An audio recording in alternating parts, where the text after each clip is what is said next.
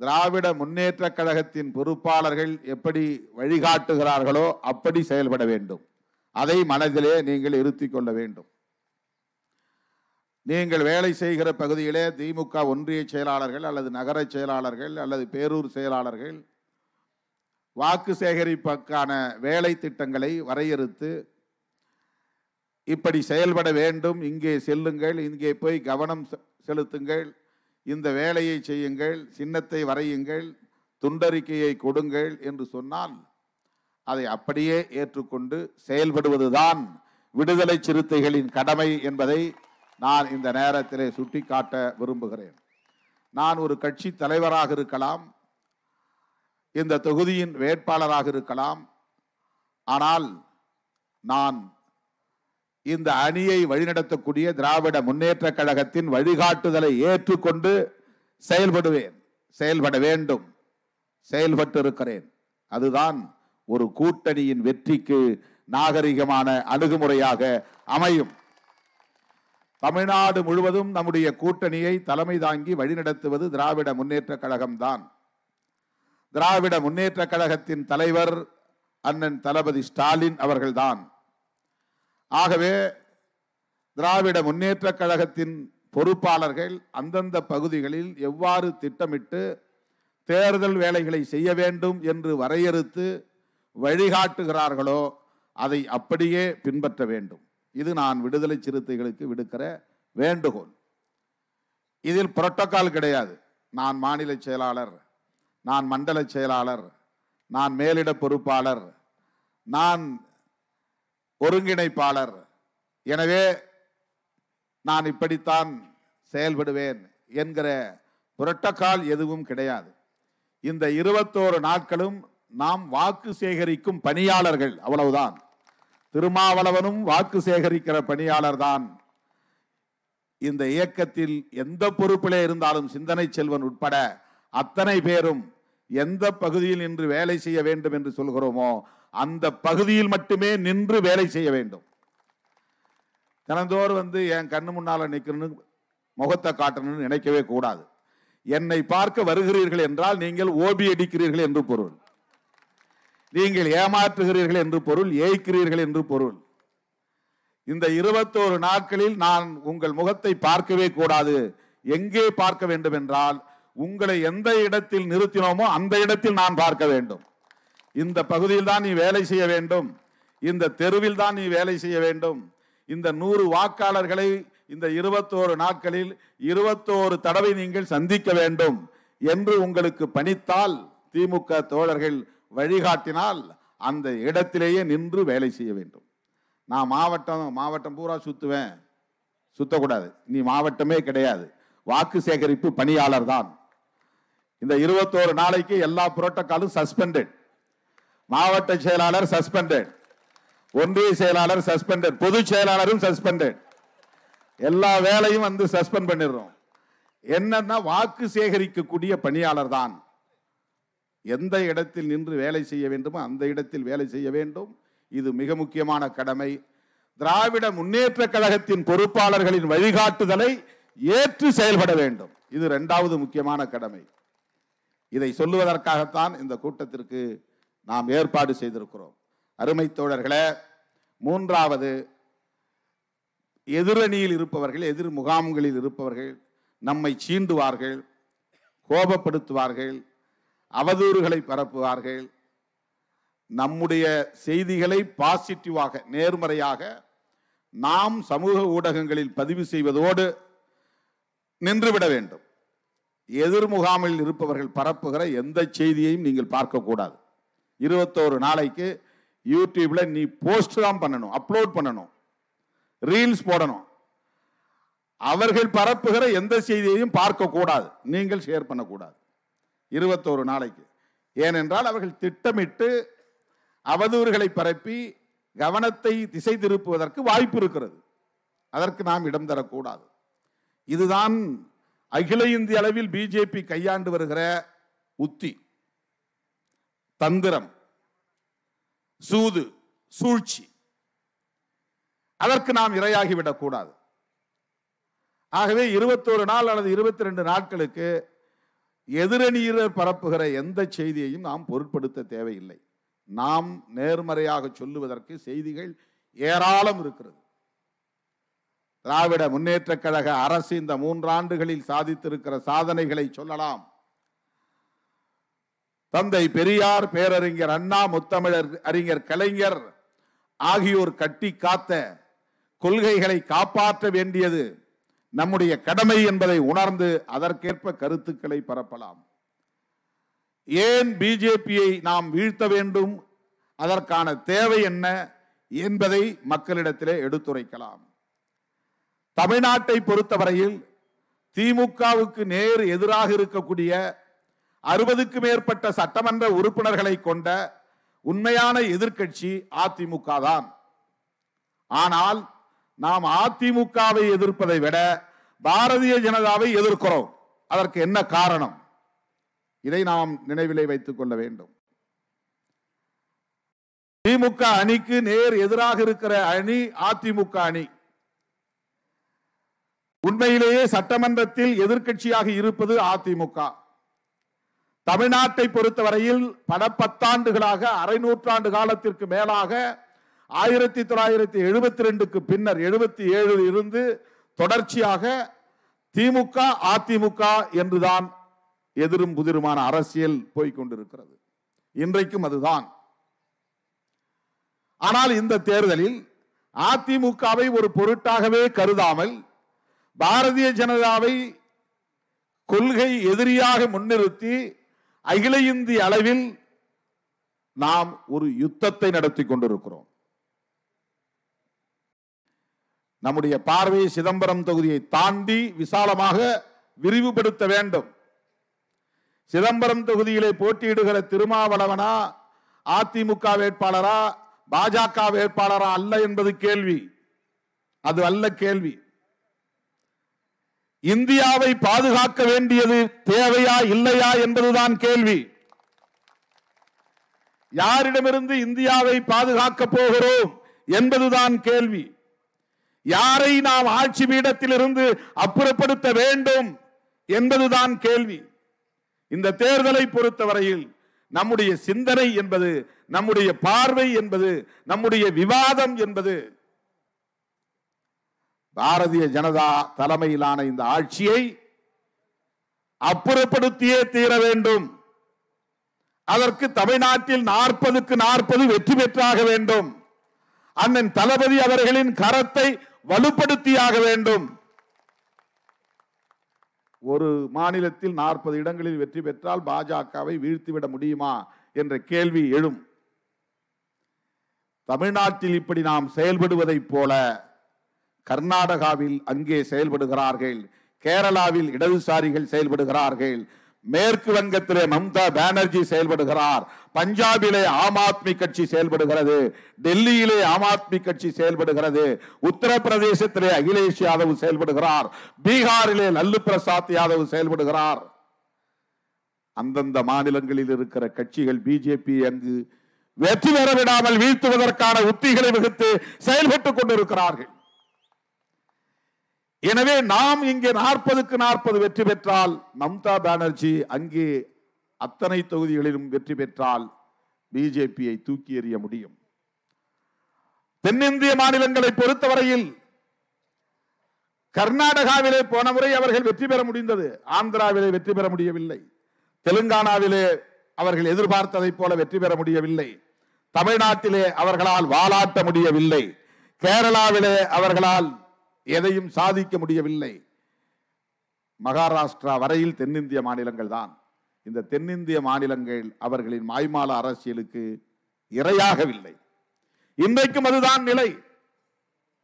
ஆந்திராவிலே அவர்களால் ஒன்றும் செய்ய முடியாது, தெலுங்கானாவிலே பெரிதாக எதையும் சாதித்து விட முடியாது, மகாராஷ்டிராவிலும் இப்போது அவர்களால் எதையும் செய்துவிட முடியாது, கர்நாடகாவிலும் போன முறை வெற்றி பெற்றதை போல பெரிய வெற்றியை அவர்களால் பெற்றுவிட முடியாது, கேரளாவிலே இடதுசாரிகள் மிகப்பெரிய சக்தியாக இருக்கிறார்கள், அவரிடமிருந்து ஒரே ஒரு தொகுதியை கூட அவர்களால் பிடுங்க முடியாது, தமிழ்நாட்டிலும் அவர்களால் அதிமுகவிலேயே ஒன்றும் முடியாது என்கிற போது பாஜகவால் ஒன்றும் முடியாது.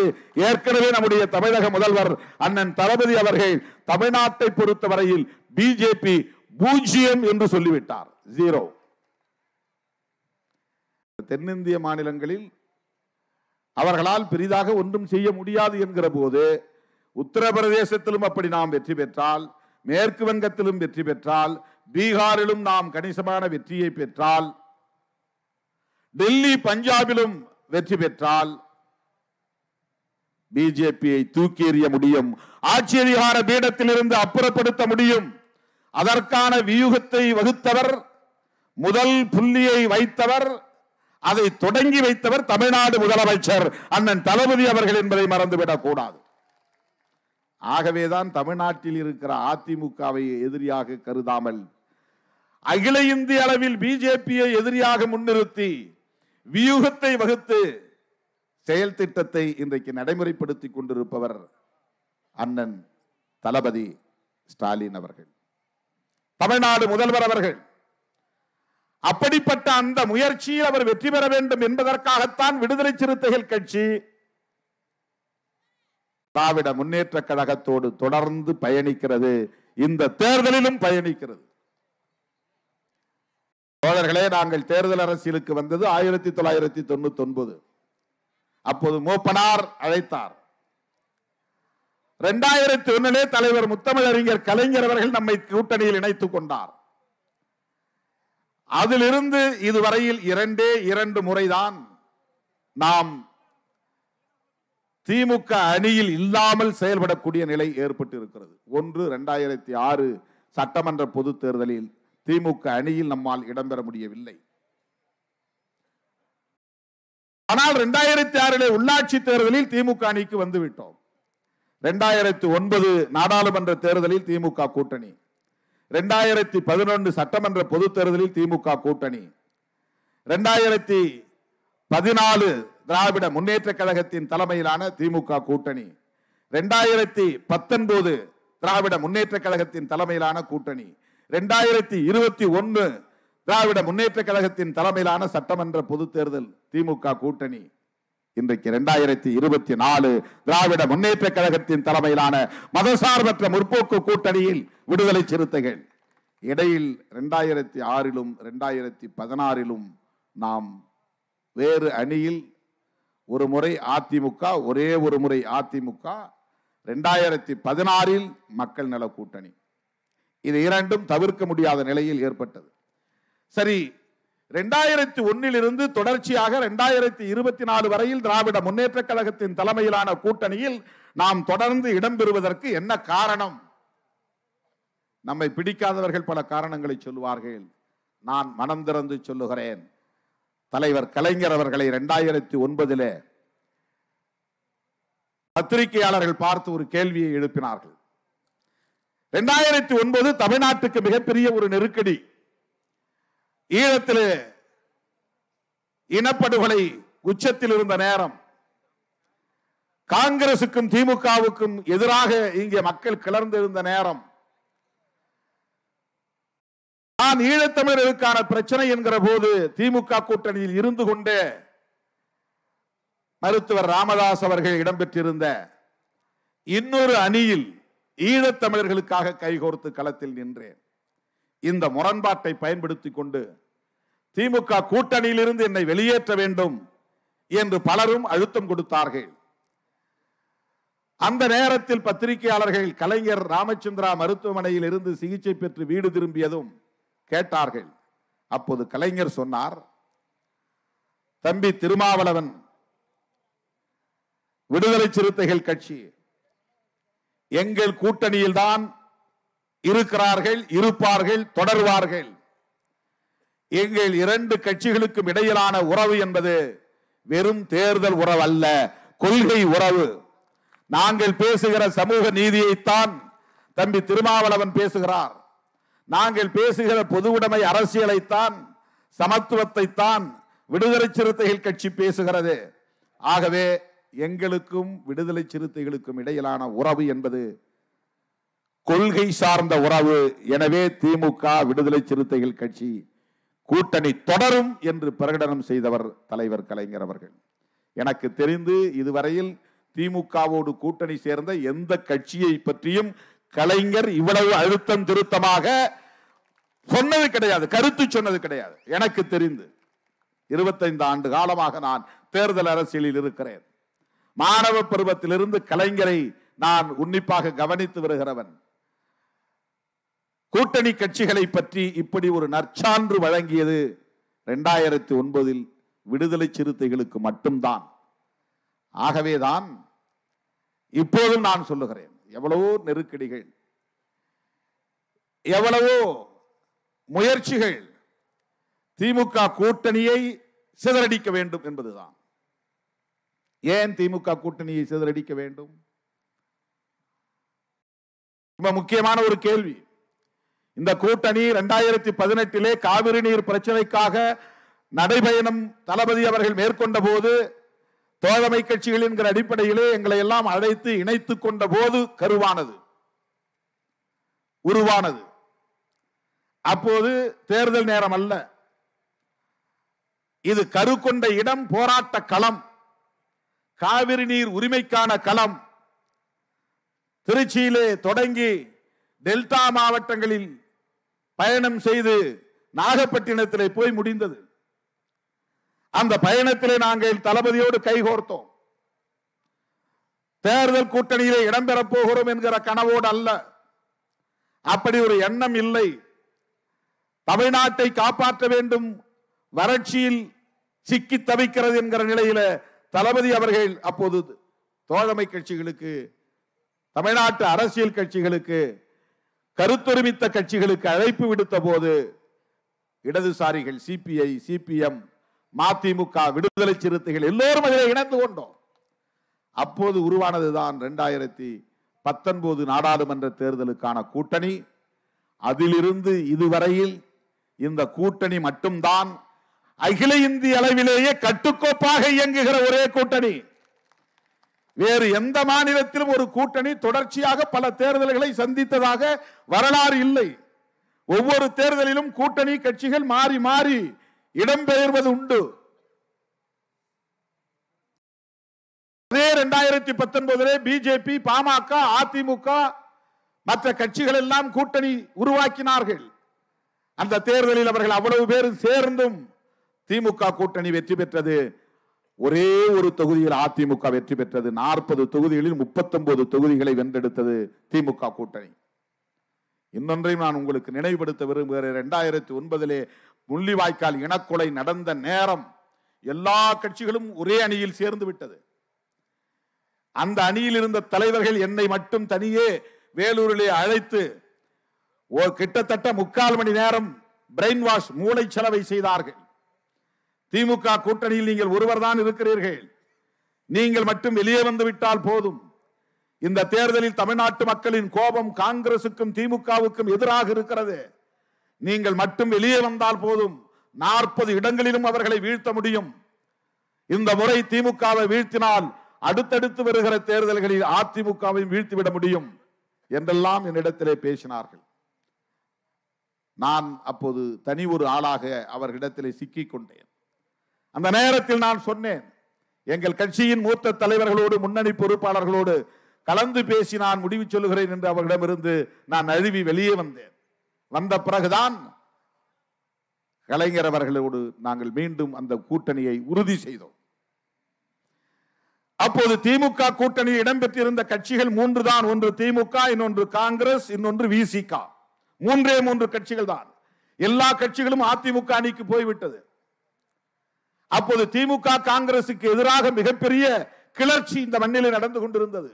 கடுமையான விமர்சனங்கள் எழுந்தன. ஒட்டுமொத்த ஈழத்தமிழர்களின் படுகொலைக்கு திமுகவும் காங்கிரசும் தான் காரணம், அவர்களை வீழ்த்த வேண்டும், துணை போன திமுக விடுதலை சிறுத்தைகளையும் வீழ்த்த வேண்டும் என்று பிரச்சாரம் செய்யப்பட்டது. அப்படிப்பட்ட அந்த நேரத்தில் திமுக காங்கிரசோடு துணை இருந்த ஒரே கட்சி விடுதலை சிறுத்தைகள் கட்சி. அப்படிப்பட்ட நேரத்தில், அவ்வளவு கடுமையான விமர்சனங்கள் இருந்த நேரத்தில், எதிர்ப்பு இருந்த நேரத்தில் 28 இடங்களில் திராவிட முன்னேற்ற கழக கூட்டணி வெற்றி பெற்றது. திமுகவின் திமுக கூட்டணியில் இடம்பெற்ற விசிகாவின் வாக்கு வங்கி எவ்வளவு வலிமையானது என்பதை 2009 நாம் நிரூபித்து காட்டினோம். 28 இடங்களில் திமுக கூட்டணி வெற்றி பெற்றது என்றால் அதில் பெரும்பான்மை வட மாவட்டங்களில் விடுதலை சிறுத்தைகள் வலுவாக இருக்கிற வட மாவட்டங்களில் பெற்ற வெற்றி. 2009 விடுதலை சிறுத்தைகளின் வாக்கு வங்கி உறுதிப்படுத்தப்பட்டது. 2001 கலைஞர், திருமாவளவன், கிருஷ்ணசாமி, ராஜகண்ணப்பன், செல்லக்குமார், திருநாவுக்கரசர் போன்ற கட்சிகளை ஒருங்கிணைத்து கூட்டணி அமைத்தார். எல்லா கட்சிகளும் அதிமுக பக்கம் போய்விட்டது. பாமக அதிமுகவிலே இருந்தது, இடதுசாரிகள் அதிமுகவிலே இருந்தார்கள். தமிழ்நாட்டில் இருக்கிற முக்கியமான கட்சிகள் அனைத்தும் அதிமுகவிலே இருந்தன. அப்போது தோன்றிய எங்களை போன்ற கட்சிகள் தான் அந்த காலத்தில் தோன்றிய கட்சி. எங்களை வைத்து அன்றைக்கு 2001 கூட்டணி அமைத்தார். திருச்சிராப்பள்ளியிலே வேட்பாளர் அறிமுக கூட்டம் நடந்தது தோழர்களே. அந்த தேர்தலில் ஒரு மாவட்டத்தில் மட்டும், கடலூர் மாவட்டத்தில் மட்டும் 5 தொகுதிகளில் திமுக கூட்டணி வெற்றி பெற்றது. நானும் அந்த தொகுதியில் தான் வெற்றி பெற்றேன், மங்களூர் தொகுதியிலே, உதயசூரியன் சின்னத்திலே. அப்போது ஒரு பத்திரிகை எழுதியது, திமுக தோல்விக்கு காரணம் இந்த புறம் திருமாவளவன், இந்த புறம் கிருஷ்ணசாமி, இந்த 2 தலித் தலைவர்களை பக்கத்திலே உட்கார வைத்ததால் தான் திமுக தோல்வி அடைந்தது என்று ஒரு பத்திரிகை, வார பத்திரிகை கட்டுரை எழுதியிருந்தது. நான் அந்த பத்திரிகையை பார்த்தீர்களா என்று தலைவரை பார்த்து கேட்டேன். என்ன என்று கேட்டார். விவரத்தை சொன்னேன். அடுத்த நொடியே கலைஞர் சொன்ன பதில், உங்களை பக்கத்தில் வைத்திருந்ததால் தான் திமுக தோற்றது என்றால் நீங்கள் மட்டுமே வாக்களிக்கக்கூடிய வாக்களித்த நிலையில் கடலூர் மாவட்டம் 9 தொகுதிகளில் 5 தொகுதிகளை நாம் கைப்பற்றி இருக்கிறோம். வெறும் விடுதலை சிறுத்தைகள் வாக்குகள் தான். அன்றைக்கு திமுக கூட்டணியில் இடம்பெற்ற வேற எந்த கட்சிக்கும் அங்கே வாக்கு வங்கி கிடையாது. விடுதலை சிறுத்தைகள் மட்டும்தான் திமுக கூட்டணியிலே கடலூர் மாவட்டத்தில் இருந்த ஒரு கட்சி. 9 தொகுதிகளில் 2001 5 தொகுதிகளை கைப்பற்றியது திமுக கூட்டணி. அதற்கு காரணம் உங்கள் வாக்கு வங்கிதான் என்று தலைவர் முத்தமிழறிஞர் கலைஞர் என்னிடத்திலே சொன்னார். அதுதான் 2009 நிகழ்ந்தது. அன்றைக்கு திமுக காங்கிரஸ் ரெண்டும் கடுமையான விமர்சனத்துக்கு உட்பட்டு இருந்த நிலையில் விசிக மட்டும்தான் இணைந்திருந்தது. அன்றைக்கு 28 இடங்களிலே வெற்றி பெற்றோம். 2019 மகத்தான வெற்றியை நாம் சந்தித்ததற்கு விடுதலை சிறுத்தைகளின் உழைப்பு மகத்தானது என்பதை திமுகவில் உள்ள ஒவ்வொரு தலைவரும் தனிப்பட்ட முறையிலே, தலைவர் உட்பட, தளபதி உட்பட, ஒரு மேடையில் பகிரங்கமாக அவரே சொல்லி இருக்கிறார். என்னுடைய பிறந்தநாள் விழாவில் பேசினார். நீங்கள் சொன்னால் நான் எதையும் தட்டமாட்டேன், அதை அப்படியே ஏற்றுக்கொள்வேன் என்று சொல்லக்கூடிய அளவுக்கு அவருடைய உள்ளத்திலே நான் இடம் பிடித்திருக்கிறேன் என்றால், தனிப்பட்ட முறையிலே என்னால் அவருக்கு பயனில்லை, தனிப்பட்ட முறையிலே அவரால் எனக்கு எந்த பயனும் இல்லை. நாங்கள் இருவரும் இந்த தமிழ் மண்ணுக்காக, தமிழ் மக்களுக்காக, பெரியார், அண்ணா, முத்தமிழறிஞர் கலைஞர் போன்றோர் உருவாக்கி வைத்திருக்கிற சமூக நீதி கோட்பாட்டுக்காக கைகோர்த்திருக்கிறோம். அவ்வளவுதான். இது ஒரு உண்மையான உறவு, கொள்கை உறவு, எந்த எதிர்பார்ப்பும் இல்லாத, உள்நோக்கம் இல்லாத உறவு. அந்த அடிப்படையில் தான் தொடர்ந்து நாம் இந்த அணியிலே நீடிக்கிறோம். ஏன் நீடிக்கிறோம் என்பதற்கான விளக்கத்தை நான் சொல்லுகிறேன். நீடிக்க வேண்டிய தேவை இருக்கிறது. எல்லா கூட்டங்களிலும் நான் பேசினேன். அண்ணன் தளபதி அவர்களே, நீங்கள் தமிழ்நாட்டின் முதலமைச்சராக இருக்கலாம், ஆனால் இந்தியா முழுவதும் நீங்கள் பயணம் செய்ய வேண்டும். பிஜேபிக்கு எதிராக ஒரு அணியை உருவாக்க வேண்டும். உங்களால் அது முடியும் முடியும் முடியும் என்று பல கூட்டங்களில் நான் வலியுறுத்தி பேசியிருக்கிறேன். நானும் பல மாநிலங்களுக்கு சென்றிருக்கிறேன். இடதுசாரி கட்சி தலைவர்கள், ஏன் BRS KC ராவ், கர்நாடகாவிலே சில தலைவர்கள், அம்பேத்கர் இயக்க தலைவர்கள் என்று பலரையும் சந்தித்து பாரதிய ஜனதாவுக்கு எதிராக ஒரு அணியை கட்ட வேண்டும் என்பதிலே விடுதலை சிறுத்தைகள் செய்த பங்களிப்பு என்பது கணிசமானது. ஏன் அருமை தோழர்களே, இதை சொல்லி நான் முடிக்க விரும்புகிறேன். இந்த நாட்டுக்கு ஒரு பெரும் தீங்கு சூழ்ந்திருக்கிறது. வீட்டுக்குள்ளே எத்தனை சண்டையாக இருந்தாலும் ஊருக்கு ஆபத்து என்று வருகிற போது எல்லோரும் ஊரே ஒன்று திரண்டு நாம் ஊரை காப்பாற்றுகிறோமா இல்லையா? அந்த தெருவுக்கும் இந்த தெருவுக்கும் சண்டை இருக்கலாம், அண்ணன் தம்பி பங்காளி சண்டை இருக்கலாம், ஆடு மாடு கட்டுவதிலே சண்டை இருக்கலாம், வாய்க்கால் வரப்பு தகராறு இருக்கலாம், தண்ணீர் பாய்ச்சுவதே பிரச்சனை இருக்கலாம். ஆனால் எல்லாவற்றையும் ஒரு ஓரம் ஒதுக்கி வைத்துவிட்டு ஊருக்கே ஆபத்து என்று வருகிற போது ஊரே திரண்டு நின்று ஊரை காப்பாற்றுவதற்கு நாம் போராடுவதை போல நாட்டுக்கு ஆபத்து வந்துவிட்டது, நாட்டை காப்பாற்ற வேண்டும் என்கிற தேவை எழுந்துள்ளது. கேரளாவிலே காங்கிரசுக்கும் இடதுசாரிகளுக்கும் உடன்பாடு ஏற்படவில்லை. மேற்கு வங்கத்திலே காங்கிரசுக்கும் மம்தா பானர்ஜிக்கும் உடன்பாடு ஏற்படவில்லை. ஆனாலும் கூட்டணியில் இருக்கிறோம். ஏன் கூட்டணியில் இருக்கிறோம்? ஏனென்றால் மீண்டும் ஒரு முறை பிஜேபி ஆட்சிக்கு வந்தால் இந்த மண்ணில் அமைதி இருக்காது, நிம்மதி இருக்காது. இந்த நாடு மிக பெரும் ஆபத்தை சந்திக்க நேரிடும். இது திமுக மட்டும் சொல்லவில்லை, விடுதலை சிறுத்தைகள் கட்சி மட்டும் சொல்லவில்லை, இடதுசாரி கட்சிகள் மட்டும் சொல்லவில்லை, காங்கிரஸ் கட்சி மட்டும் சொல்லவில்லை. இந்தியா முழுவதும் இன்றைக்கு கட்சி சார்பற்ற பொதுமக்களின் குரலாக, போர்க்குரலாக ஒலித்துக் கொண்டிருக்கிறது. அந்த மாதிரி பேசக்கூடியவர்களை தேடி பிடித்து கொன்று கொண்டிருக்கிறார்கள், கொலை செய்து கொண்டிருக்கிறார்கள். RSS, விஸ்வ இந்து பரிஷத், பஜ்ரங் தள் போன்ற அமைப்புகள், அவர்களுக்கு ஒரு திட்டம். வட இந்திய மாநிலங்களில் மக்களை மத உணர்வுகளை தூண்டிவிட்டு, சாதி உணர்வுகளை தூண்டிவிட்டு கட்டி போட்டு விட முடிகிறது. தென்னிந்தியாவில் அப்படி செய்ய முடியவில்லை. குறிப்பாக தமிழ்நாட்டில் செய்ய முடியவில்லை. குறிப்பாக திராவிட முன்னேற்ற கழகம் இங்கே ஆட்சியில் இருப்பதனால் எதையும் சாதிக்க முடியவில்லை. ஆகவே திமுக கூட்டணியை சிதறடித்து பலவீனப்படுத்தினால்தான் இங்கே அவர்கள் விரும்புகிறபடி மதவாத அரசியலை செய்ய முடியும், சாதியவாத அரசியலை செய்ய முடியும். மக்களை போராட்ட குணத்தில் இருந்து வெளியே எடுத்து எந்த நேரமும் சாதி மதம் என்கிற அடிப்படையிலேயே அவர்களை கட்டி போட்டு வைத்திருக்க முடியும். எனவே திமுக அணியை பலவீனப்படுத்த வேண்டும் என்பதிலே கவனம் செலுத்தி வேலை செய்கிறார்கள். அதற்கு அவர்கள் எதை வாய்ப்பாக கருதுகிறார்கள் என்றால், தோழர்களே, ஜெயலலிதா அம்மையார் இல்லை, அதனால் அதிமுகவை பலவீனப்படுத்த முடியும். முத்தமிழறிஞர் கலைஞர் இல்லை, அதனால் திமுகவை பலவீனப்படுத்த முடியும். இது அவர்கள் போட்ட கணக்கு. ஆனால் தாய் 8 அடி பாய்ந்தால் குட்டி 16 அடி பாயும் என்பதை போல கலைஞர் 8 அடி பாய்ந்தால் தளபதி ஸ்டாலின் அவர்கள் 16 அடி பாயக்கூடியவராக இருக்கிறார். எப்படி 1977 எதிர்க்கட்சிகளை எல்லாம் ஒருங்கிணைப்பதில் முத்தமிழறிஞர் கலைஞர் அவர்கள் பெருமுயற்சி எடுத்துக்கொண்டு ஜனதா என்கிற கட்சியை உருவாக்குவதிலே, கூட்டணியை உருவாக்குவதிலே அவருடைய பங்களிப்பு மகத்தானதாக இருந்ததோ, அதே போல இன்றைக்கு இந்தியா என்கிற பெயரில் ஒரு கூட்டணியை உருவாக்குவதில் தளபதி ஸ்டாலின் அவர்களின் பங்களிப்பு மகத்தானதாக இருக்கிறது. தேசிய அளவிலே இன்றைக்கு எல்லா தலைவர்களாலும் மதிக்கப்படுகிற ஒரு பெருந்தலைவராக பரிணமித்திருக்கிறார் அண்ணன் தளபதி அவர்கள். தோழர்களே, இது திமுக கூட்டணி, அது திமுக கூட்டம் அல்லது திமுக தோழர்கள் இருக்கிற கூட்டம். அவர்களை திருப்திப்படுத்துவதற்காக பேசுகிறேன் என்று யாரும் தயவு செய்து கருத வேண்டாம். இதுதான் யதார்த்தமான உண்மை. இன்றைக்கு நாடே திராவிட முன்னேற்ற கழகத்தை பார்த்து பின்பற்றுகிறது.